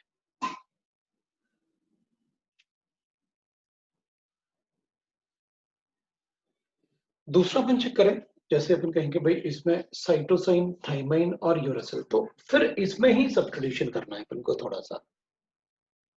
ये स्ट्रक्चर सारे एरोमेटिक होंगे, तो अपन कहेंगे भाई ठीक है, आप मुझे ये बता दो कि साइटोसाइन कैसे होगा। वो साइटोसाइन इसलिए कि भाई अल्फाबेटिकल ऑर्डर में लिखा हुआ है, CTU AG इस टाइप से अल्फाबेटिकल ऑर्डर, वो AG और वो CTU प्राइमेटाइज।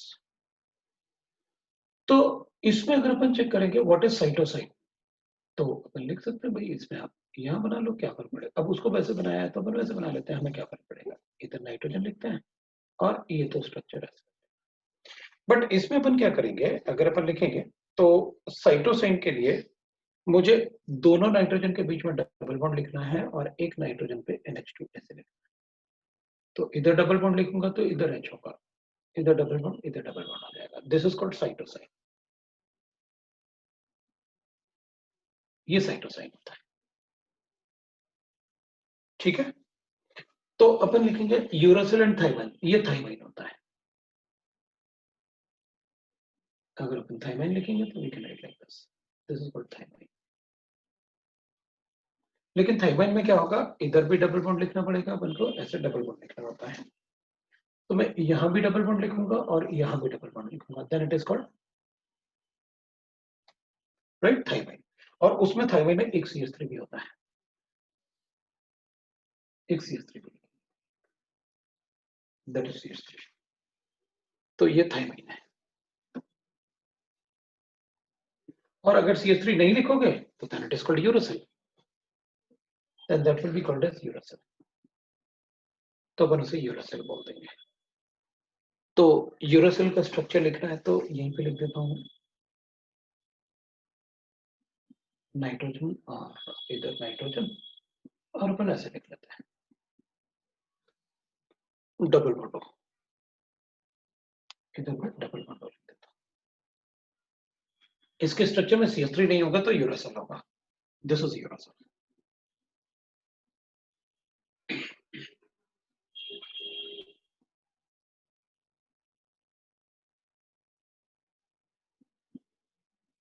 This is uracil.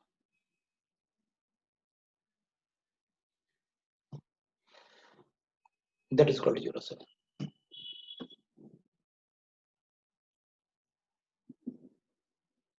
ये आपका यूरासिल। अगर हम शुगर को बेस के साथ कपल्ड करेंगे तो दैट इज कॉल्ड न्यूक्लियोसाइड, और फिर शुगर और बेस को अगर फॉस्फेट के साथ भी कंपाइल करोगे तो then it is called nucleotide, और न्यूक्लियोटाइड का रिपीटिंग यूनिट बनाऊंगा तो that will be the what, nucleic acids. ये न्यूक्लिक एसिड्स होते हैं। That is how we write the nucleic acid. तो अपन एक काम करते हैं, एक बना लेते हैं न्यूक्लिक एसिड। तो अपन क्या करेंगे, पहले एक न्यूक्लिक एसिड बनाने के लिए उनको बनाना पड़ेगा, इसको उठाते हैं और बनाते हैं।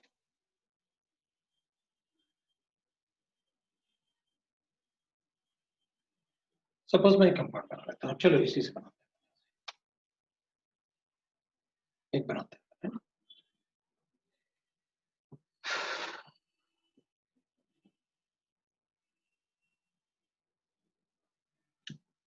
एक शुगर होगा, उसमें मैं एक बेस अटैच करूंगा,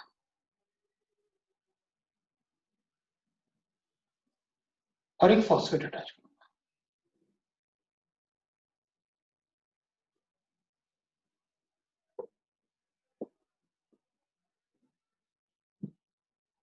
Then this is called nucleotide.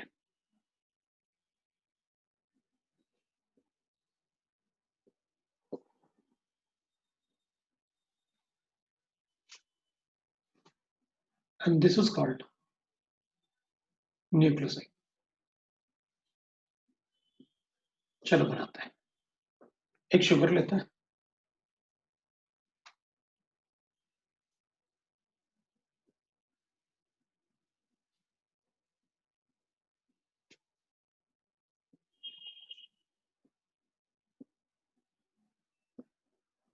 ऐसे ले लिया, और इसमें एक बेस लगा देता हूं।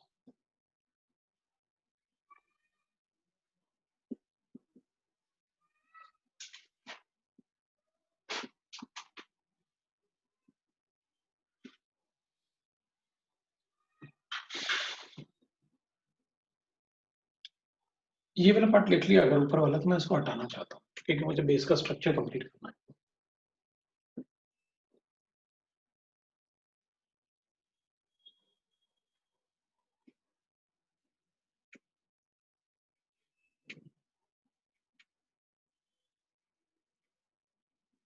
मुझे बेस का स्ट्रक्चर कंप्लीट करना है, मैं वहां पर एडेनाइन यूज करने वाला हूं।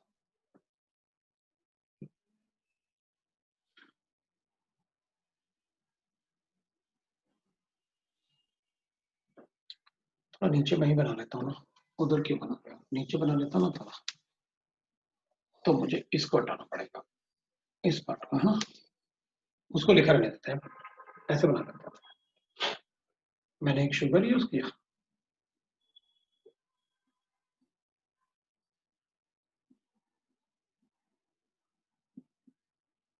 एक्चुअली राइबोज में OH एक ही तरफ होता है,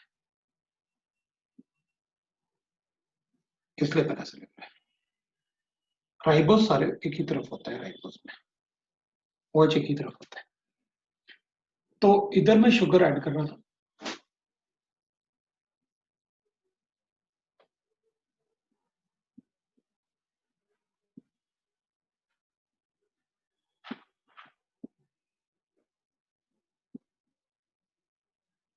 ये मैंने एडेनाइन यूज किया, ये मैंने डीऑक्सीराइबोज शुगर यूज किया।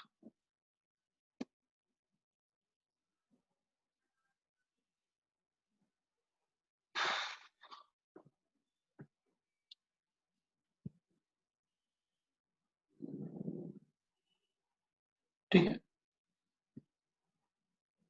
और यहां पर मैं फॉस्फेट यूज करता हूं।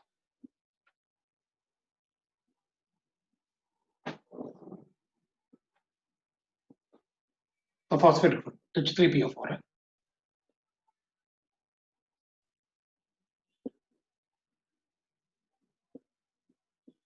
मैंने 2 फॉस्फेट यूज किया, 3 भी यूज कर सकता हूं।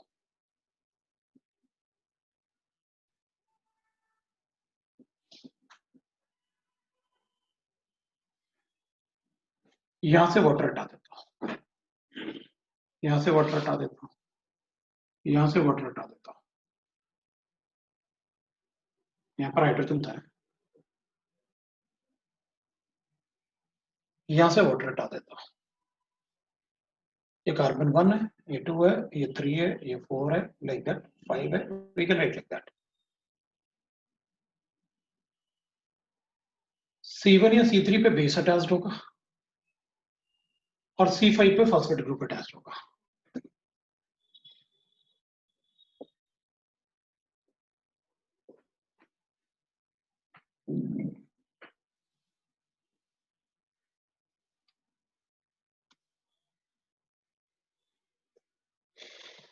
ये होता है एडेनाइन।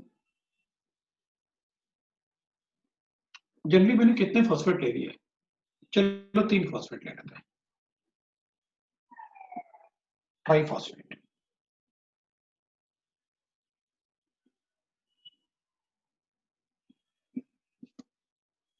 एटीपी, 2 फॉस्फेट लेता तो एडीपी हो जाता। तो ATP which is present in DNA RNA. सिर्फ इन दोनों को कंबाइन करता तो this will be called as nucleoside. Phosphate को अटैच किया तो it will be called as nucleotide. The repeating unit of this is called nucleic acid. This is the nucleic acid.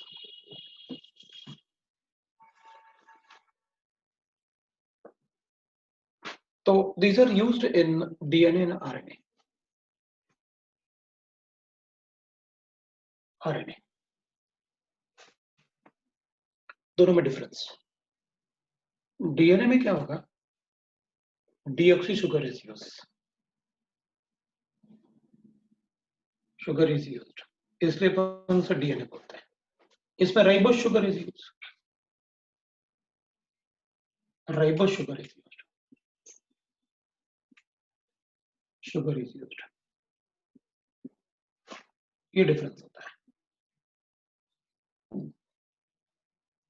इसमें जो बेसिस यूज होते हैं ना, वो कैटी मतलब साइटोसिन, एडेनाइन, ग्यूनाइन और थाइमाइन यूज होता है, जबकि इसमें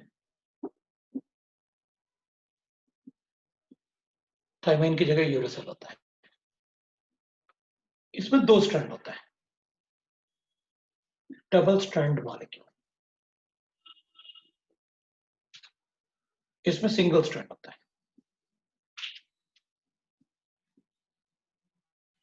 molecule.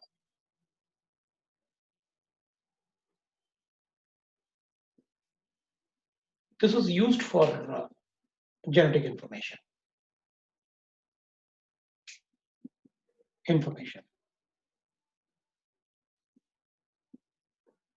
Maintenance and growth of cell and maintenance of cells.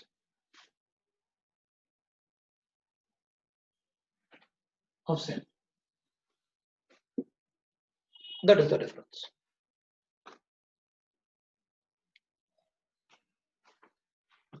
इन दोनों में यही डिफरेंस होता है।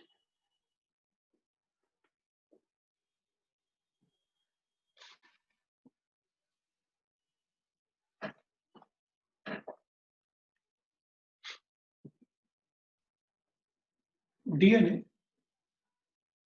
is a double strand molecule.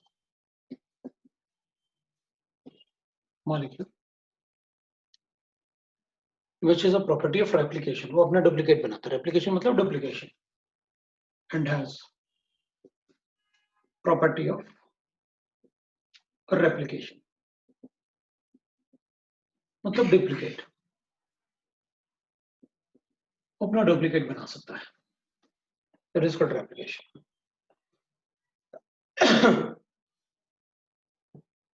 Property of a molecule to synthesize another molecule is called replication. So DNA has a property to replicate, है, but मतलब अपना exact copy बना सकता है by using the bases CAG T, which are bonded with each other, which are bonded by hydrogen bonds, H bonds. तो अपन अगर ऐसे लिखेंगे ना, it is a double strand molecule ना, कैट यूज होगा, it is a double strand molecule. So अपन इसमें स्ट्रैंड 1 लिखते हैं।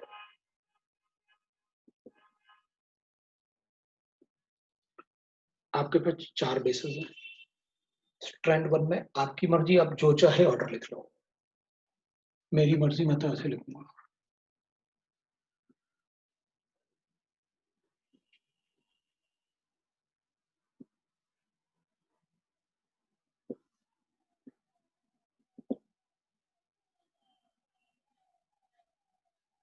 जितना मतलब अपन लिखेंगे ऐसे, ये स्ट्रैंड 1 में ना आपकी मर्जी, आप जो चाहे ऑर्डर लिख लो। कभी भी दो ह्यूमन बींग्स में ये ऑर्डर सेम नहीं होता।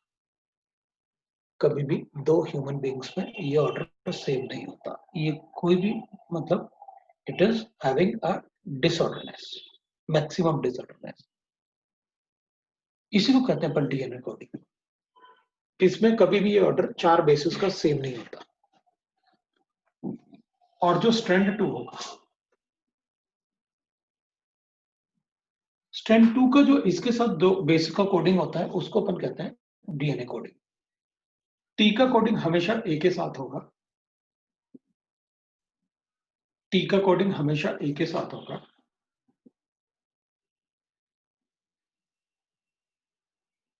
टी का कोडिंग हमेशा ए के साथ होगा और सी का कोडिंग हमेशा जी के साथ होगा।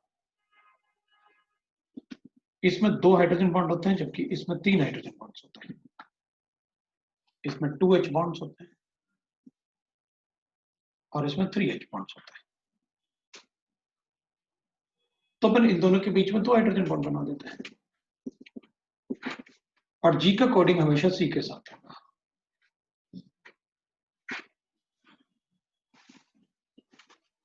इसी को कहते हैं अपन डीएनए कोडिंग।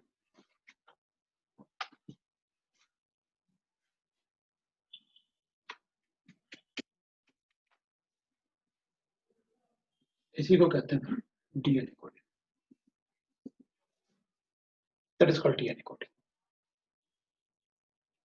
कभी भी ऑर्डर सेम नहीं होता दो ह्यूमन बींग्स में, तभी अपन कहते हैं कि वो डीएनए कोडिंग है।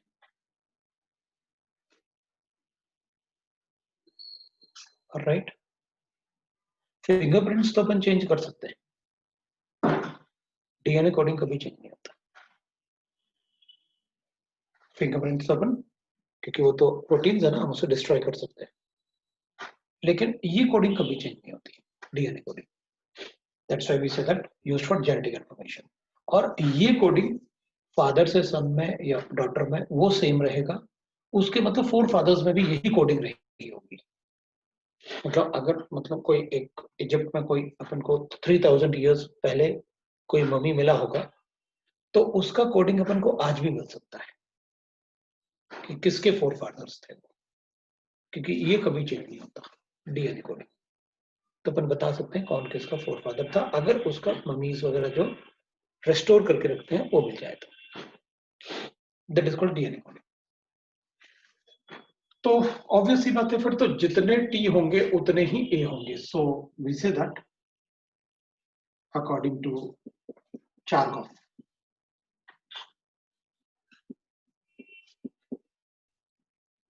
percentage of A will always be equal to percentage of T, and percentage of G will be equal to percentage of C। वो तो होगा ही, क्योंकि जितने कोड इधर होंगे उतना ही इधर भी होंगे, जितने सी होंगे उतने जी भी होंगे। फिर इसका प्रॉपर्टी होता है ये सेपरेट होके वापस दूसरे प्रोटीन को बना देता है। That is called replication property. ठीक है। सिमिलरली आरएनए जो होता है ना, दैट इज अ, अब डीएनए किसने दिया था ये सब अपन से कोई नहीं पूछता। वाटसन ना, जेम्स वाटसन और फ्रांसिस क्रिक, इसने अपन को डीएनए बताया था। जेम्स वाटसन है ना, वो थोड़ा अपन को आइडिया भी होता है, बायो वगैरह पढ़ा होगा अपने टाइम में, तो थोड़ा आइडिया भी होता है। आरएनए जो होता है ना, it is a single strand molecule, strand molecule, and as a, it doesn't have a property to replicate and use the base can you and but do not replicate. Do not replicate. ये अपना duplicate कभी नहीं बना सकता। तो एक ही strand है, आपकी मर्जी जो चाहे लिख लो। एक ही स्ट्रैंड होता है, जो मर्जी चाहे लिख लो।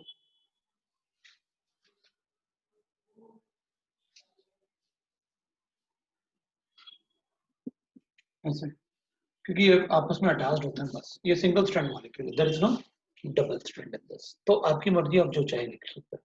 इसलिए हम आरएनए कोडिंग नहीं करते, डीएनए कोडिंग, क्योंकि ये डुप्लीकेट होके फादर और सन में भी होगा या फादर और डॉटर में भी होगा, डुप्लीकेट होने का। That is called DNA coding. तो that is about the nucleotides and nucleic acids, जो अपने सिलेबस में था, मैंने आपको बता दिया, राइट। बाकी अपना मेरे ख्याल से चैप्टर अपन कहेंगे that is over, chapter is over.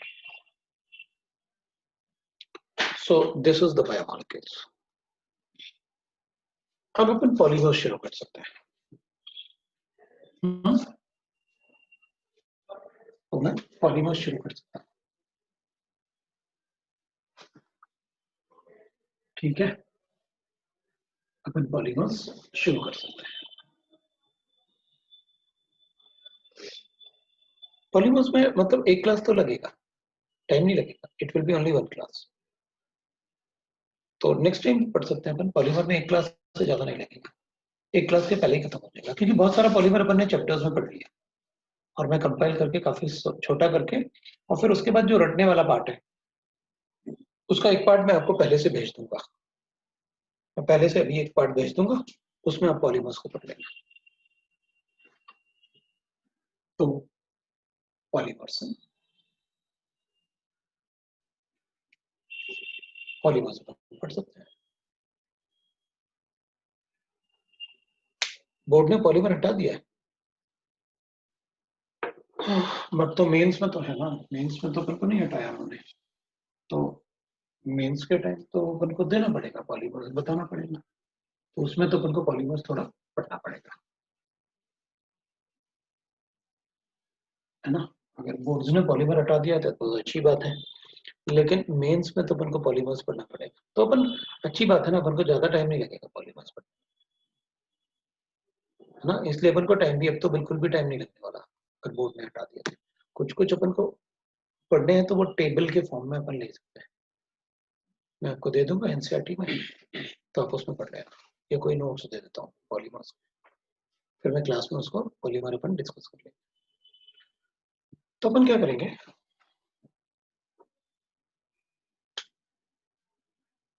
अपन कहेंगे देखो भाई, पॉलीमर्स जो होते हैं वो बड़े मॉलिक्यूल्स होते हैं। तो अपन कहेंगे all polymers are macro molecules, मतलब बड़े मॉलिक्यूल्स। बट सारे बड़े मॉलिक्यूल्स पॉलीमर नहीं होते। अपन क्या कहेंगे, all macro molecules are polymers, but all polymers are not macro molecules. But all polymers are macromolecules, but all macromolecules, correct, तो लिख दिया मैंने, all polymers are macromolecules, are macromolecules। मैं सोच रहा था डाउट डिस्कस करूं या मतलब अपन उसको कंटिन्यू रखें ऐसे ना। तो थोड़ा सा अपन कंटिन्यू ही रख लेते हैं, क्योंकि इतना टाइम तो नहीं है कि अपन डाउट्स को डिस्कस कर पाएंगे। सो ऑल पॉलीमर्स, जितने भी पॉलीमर्स हैं, ऑब्वियसली बात है, they are long chain molecules, but all macromolecules cannot be called as polymers। All macromolecules may not be polymer, not be polymer, polymer, such as जैसे haemoglobin है,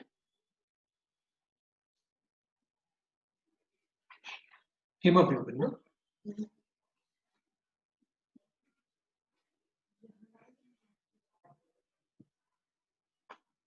Chlorophyll.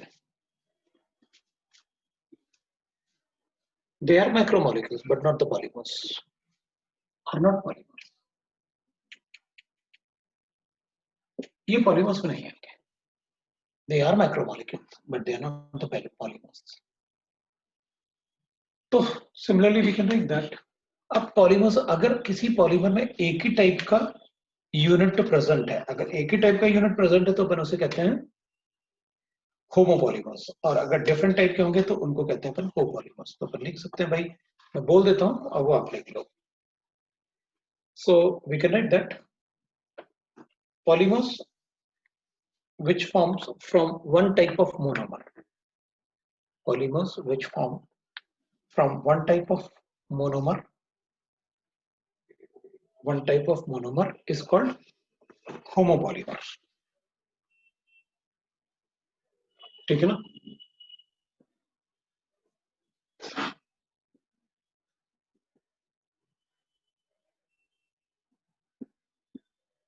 Only one type of monomer.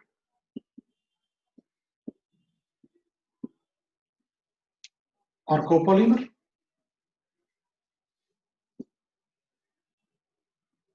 but different type of monomers. उनको अपन copolymer बोलेंगे.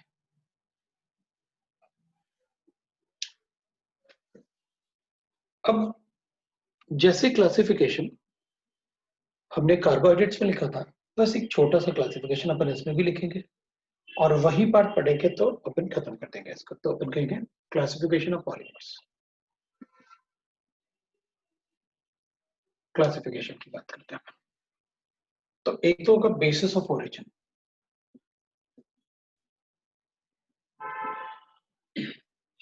एक तो होगा natural polymer, then synthetic polymer, artificial मतलब synthetic,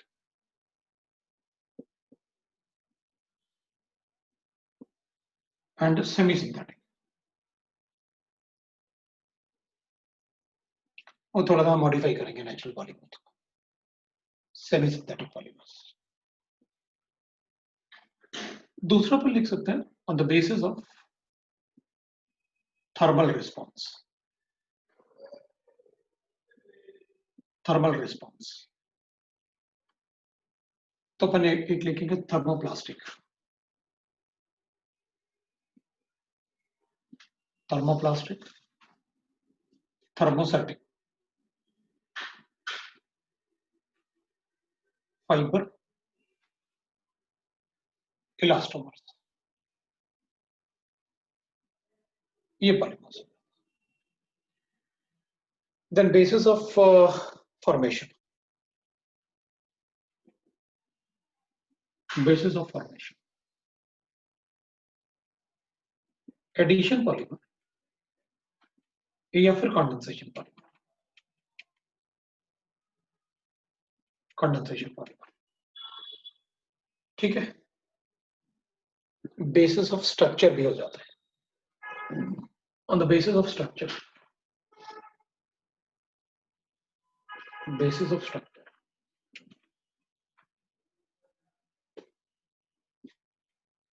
linear polymer, branch polymer and crosslink polymer.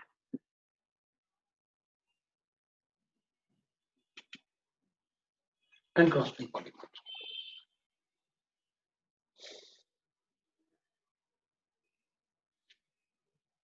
ठीक है.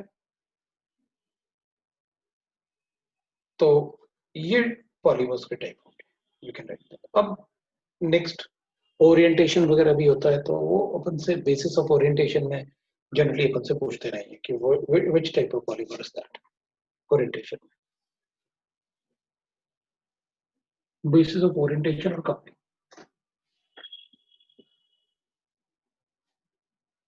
Orientation and coupling.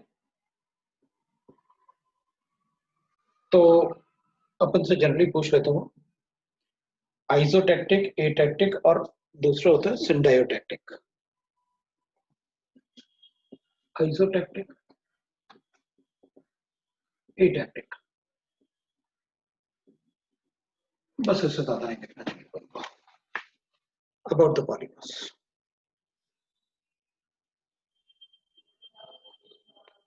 ठीक है ना, क्योंकि थर्ड से डायोटैक्टिक भी होता है, लेकिन मतलब जनरली पूछते तो नहीं है, लेकिन डायोटैक्टिक। तो ये पॉलीमर्स का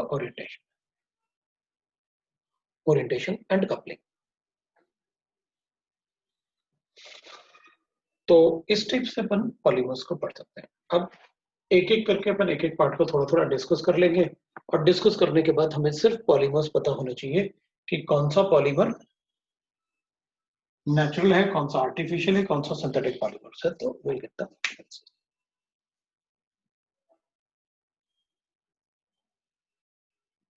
ठीक है। तो नेचुरल पॉलीमर्स लिख लेते हैं, क्या होते हैं एक एक करके पढ़ लेते हैं भाई। नेचुरल पॉलीमर्स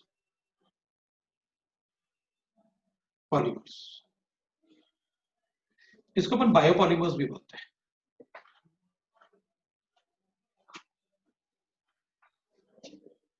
आप इसको बायोपॉलीमर्स भी बोलते हैं, आप इसको बायोपॉलीमर्स भी बोलते हैं, because it is present in plants and animals, plant and animals.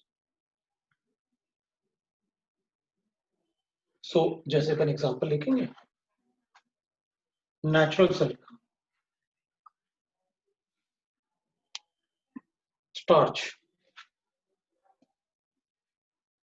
Cellulose, protein, glycogen in animals. The natural rubber,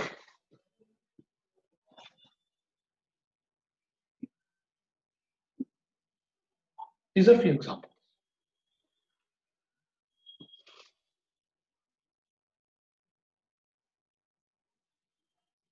That is called natural rubber. का जो फॉर्मूला होता है वो ऐसा होता है,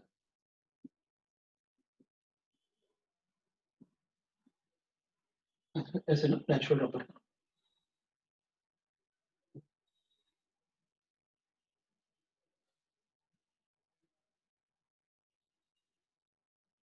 तो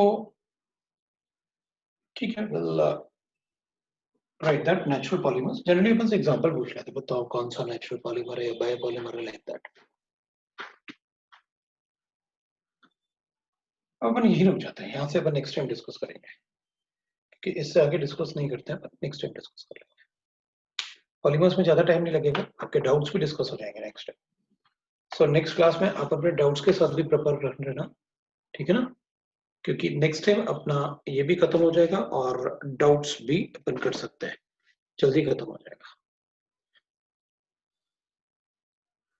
hemoglobin is a complex, it is not a polymer,